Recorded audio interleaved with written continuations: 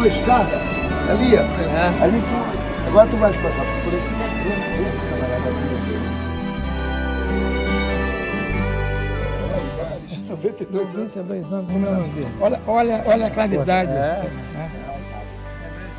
Olha só, e agora com essa... Fui fazer o terno lá em Portugal, que não é terno, lá é fato. Aqui é terno, lá é fato. Fui fazer o fato para vir para o Brasil. Cheguei lá, na salinha do alfaiate, e tinha um quadro muito bonito, que era de Copacabana. Eu, quando vi o quadro de Copacabana, digo assim, isto é que eu vou embora para o Brasil, que lá que deve ser uma maravilha, Copacabana, aquilo me encheu a bola. Eu me considero um indivíduo mais brasileiro que muitos brasileiros, mas eu tenho assim um amor eterno, assim um amor ao Brasil diferente.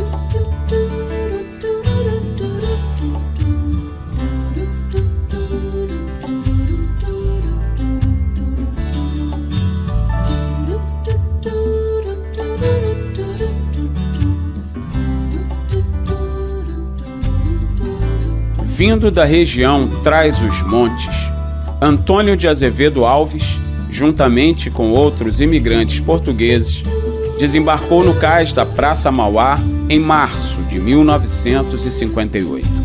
Assim, como fazem os de espírito inquieto, Sr. Antônio semeou o impensável. Uma pequena quitanda na frente e uma pensão nos fundos transformou-se no que é hoje. Um tradicional conjunto gastronômico cuja fama, para espanto de muitos, ultrapassa os limites da cidade de Niterói.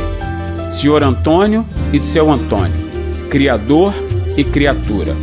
Apesar das diferenças, em verdade, é um só. Personalidade para todo lado.